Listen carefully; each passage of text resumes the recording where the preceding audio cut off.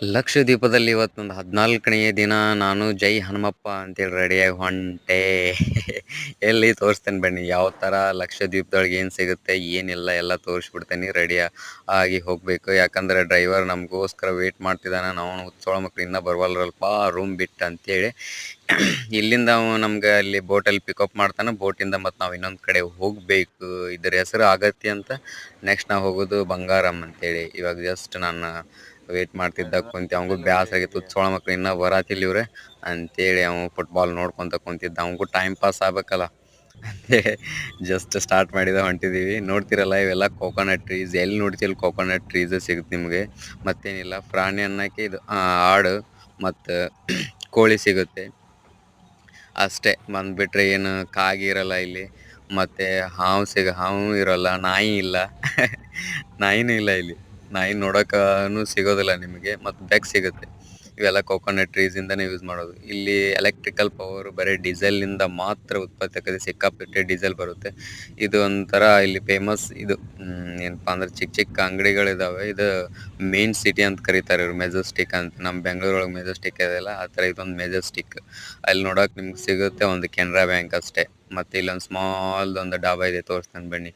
ಮತ್ತು ನೀವು ಏನಾದರೂ ಇಲ್ಲಿ ಬರಬೇಕಂದ್ರೆ ಏರ್ಟೆಲ್ ಸಿಮ್ ಮಾತ್ರ ಯೂಸ್ ಆಗುತ್ತೆ ಇಲ್ಲಿ. ಜಿಯೋ ನಡೆಯೋದಿಲ್ಲ. ಜಿಯೋ ಇದ್ದರೆ ಪೂರ ಬ್ಲಾಕ್ ಆಗಿಬಿಡುತ್ತೆ, ನೆಟ್ವರ್ಕ್ ಸಿಗೋಲ್ಲ.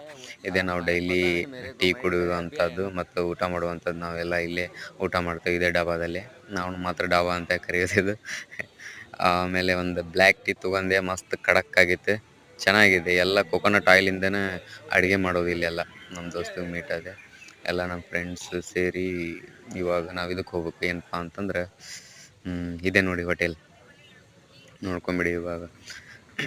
ಇವಾಗ ನಾವು ಹೊಂಟಿದ್ದೀವಿ ಪೋರ್ಟ್ ಕಡೆ. ಅಲ್ಲಿಂದ ನಾವು ಬೋಟಿಂದ ನಾವು ಇದಕ್ಕೆ ಹೋಗ್ಬೇಕು, ಬೇರೆ ಅಂದರೆ ಬಂಗಾರಮ್ ಐಲ್ಯಾಂಡ್ ಅಂತ.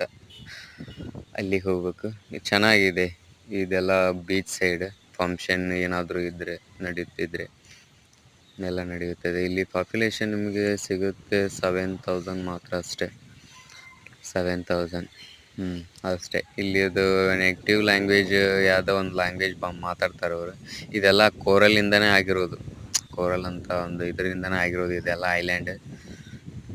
ಇಲ್ಲೆಲ್ಲ ನೀವು ಸ್ಕೂಬಾ ಡೈವಿಂಗ್ ಎಲ್ಲ ಥರ ನೀವು ಇದನ್ನು ಮಾಡ್ಬೋದು. ನಮ್ಮ ದೋಸ್ತರೆಲ್ಲ ಹೊಂಟಿದ್ದೀವಿ. ಇವಾಗ ಜಸ್ಟ್ ನಾವು ಬೋಟ್ ಹತ್ತಿದ್ದೀವಿ. ಇದೇ ನಮ್ಮ ಹಡಗು. ಹಡಗು ಹತ್ತಿದ್ದೀವಿ. ಅರುಣ್ ಸರ್ ಮೀಟ್ ಆದೆ.